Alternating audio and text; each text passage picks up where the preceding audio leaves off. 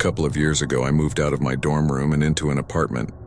Of the few pieces of furniture we had in the dorm, none of it was mine, so I was basically in need of everything. I had more money than I did before and was planning to save for a few more months before making a bunch of purchases on things for the apartment, but there were still a few things that I needed right away.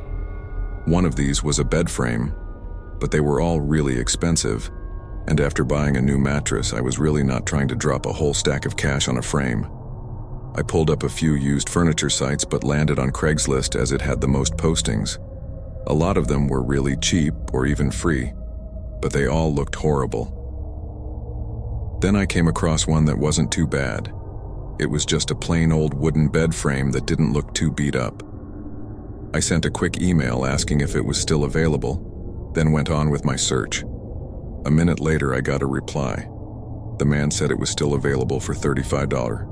That was a perfect deal for me, so I quickly accepted his offer, and we set up a time to meet later that day at 6. While I waited, I unboxed some things and moved a bunch of stuff around in the bedroom to make some space for the frame. Then at 5:30, the man emailed me his address. It was 20 minutes away in an area that I hadn't been to yet, though I wasn't exactly familiar with anywhere too well since I had just moved. I grabbed some cash and headed out. As I drove, I looked around frequently to try to get myself familiar with what was around, but about halfway there, everything sort of dropped off. The town I was in very quickly ended, and the area became a lot less populated with buildings and houses. It was not what I expected. As I got to the neighborhood his house was in, I felt a little bit better seeing that the houses weren't too far apart and it did look mostly normal. However, they were definitely not nice-looking houses. I pulled up to the address and parked in the driveway. The lights were on and the front door was left open. I got out and walked up, ringing the doorbell. The man came a moment later. He was tall and heavy, wearing a hat and jacket. As he invited me inside, he didn't really look strange in any way, but something about him made me feel strange. It was just the way he talked, I guess, kind of like we'd been buddies for years. I followed him upstairs and down the hallway that led to a small spare bedroom. We stepped into the room, and I was immediately confused. The room looked occupied with a dresser, nightstands, and even clothes laying around. Even the bed frame had a mattress on it with sheets and blankets. I clarified with him that I was only wanting to buy the bed frame and not the mattress or anything else, and he said, of course. I looked back over at the bed frame, seeing it looked like it was fine enough, so I said I'd buy it. He smiled and offered to help me drag it out to my truck, but said he'd want a drink before we got to it. The man walked back into the hallway and came back surprisingly fast with 2 glasses of beer that he must have been keeping in the next room over. He held one out to me, but I politely declined. He looked confused and said it'd be fun, acting like we might as well hang out since we were here. I told him I was really busy tonight and really just wanted to buy the bed frame and head out, but he was getting really pushy. His smile became noticeably less genuine as he urged me to have a drink with him. I quickly stepped past him and into the hallway just to not be cornered in the small room, and I told him I was just going to leave. I turned to walk out, and he immediately changed his attitude to being overly nice, apologizing and asking if I wanted to take the bed frame for free. I ignored him, walking faster down the stairs as I heard the man coming after me down the hallway. I was able to leave before he ever caught up and only saw him standing at the front door as I pulled away. Maybe he was just some lonely guy living out there who wanted a buddy to hang out with, but it was all just a little too strange. I mean, the bed and room were clearly in use by someone.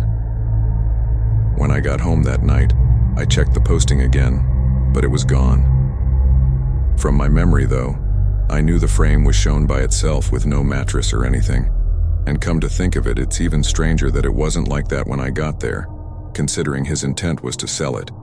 But whatever that man was up to, I didn't like it.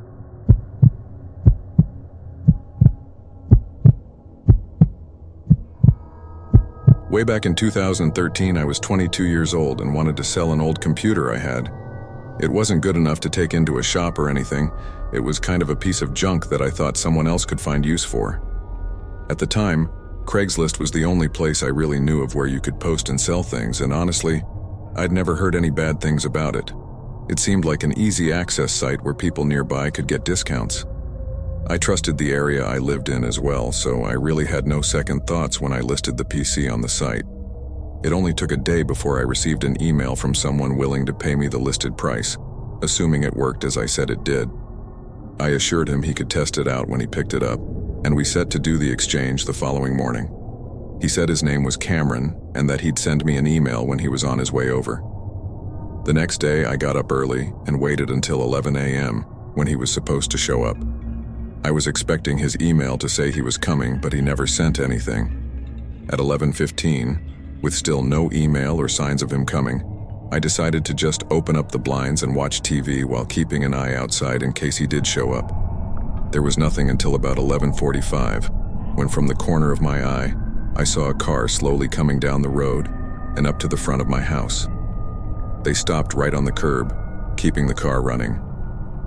Thinking it was them, I paused the TV and waited, but several minutes passed and the car didn't move or turn off.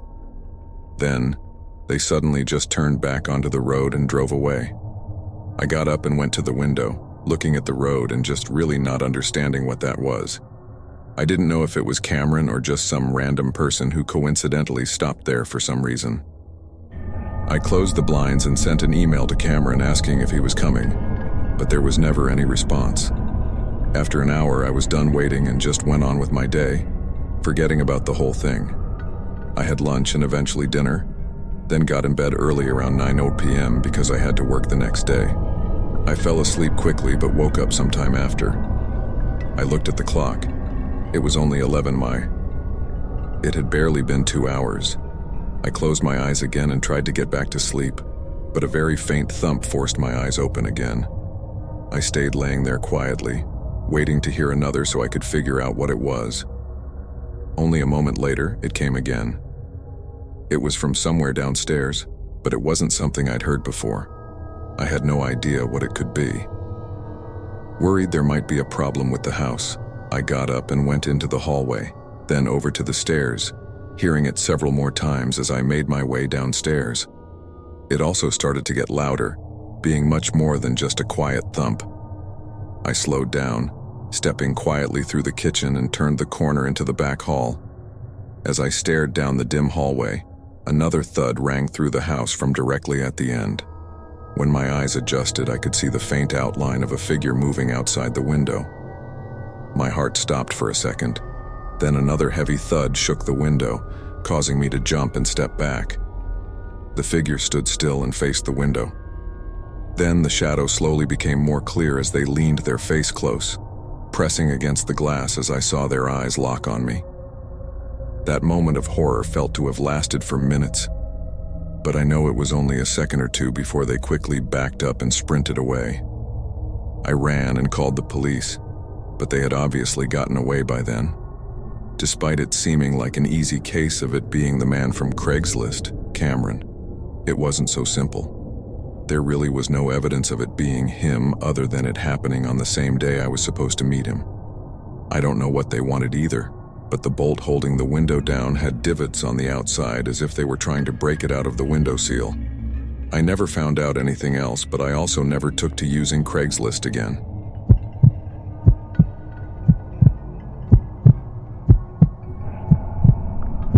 I'm a 29-year-old female, and this happened to me just 3 years ago. At the time, I didn't live anywhere near my family, but one of my family members was having something serious go on, and I needed to be there for a few months at least. My options for living while there were either a hotel, which would be incredibly expensive, or renting a place from a private owner. Finding someone who will rent out for only a few months is not an easy task. Most people's absolute minimum is 6 months. I spent multiple full days looking online and basically had no luck until I got to Craigslist. I knew there was a renting section on the site, but I was trying to avoid it unless it was necessary.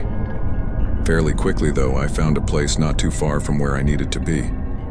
It was a very small house, which hopefully meant cheaper, and they didn't specify a minimum lease period. There was a phone number on the page, so I called it. An older-sounding woman picked up.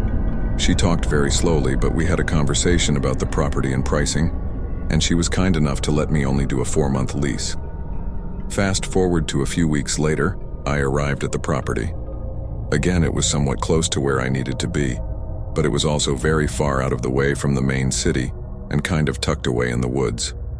As previously discussed, the woman didn't meet me there, but instead left a key and some papers taped to the door. I went inside and took a look around. It was very old and kind of cramped.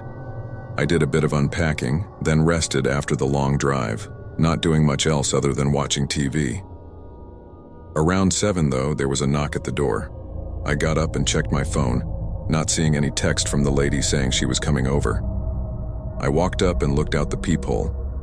There was a man standing a few feet away from the front of the porch. I opened it. "Hi, how can I help you?" I asked. He kept a serious face as he explained that he was here for the fireplace cleaning. I looked over at his van that was parked in the driveway behind my car, then back at him. "It's a little late, isn't it? Almost 7:30, I said. He shrugged and said that's what it was scheduled for. I told him to wait a minute, closing the door and walking back to the living room. I texted the lady and tried calling as well, but couldn't get a hold of her. I then went over to the fireplace and it wasn't all that dirty. I didn't really know what to think because it wasn't my house. Maybe it was just a cleaning service that the lady had scheduled as part of prepping the house for me. This might sound odd, but fireplace cleaning was such a random service that I thought the man likely wasn't lying. Like, if he said he was a plumber or something generic, I probably would have been more skeptical. I went back, and when I opened the door, the man was now standing right on the porch, just a couple of feet from me. It almost scared me, not expecting him to be so close all of a sudden. Before I could say anything, he said he was trying to get out on time tonight and needed to start now, then stepped closer and put his hand on the door, gently pushing it a bit more open. Now I was getting uncomfortable and rethinking everything. "Yeah, just give me one more minute and I'll let you in," I said, trying to close the door, but the man left his hand on it and kept it open. Knowing I couldn't close it if he wasn't going to let me, I had no choice anymore but to let him in. I walked him over to the fireplace as he followed me close behind. He went up and looked at it for only a second, and right as he turned around, I took my keys from the counter and ran out to my car. The man's heavy footsteps shook through the house as I got out and into my car. He ran up to the window, just as I turned it on.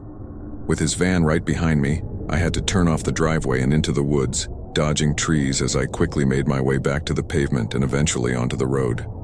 I called the police while driving, too scared to stop.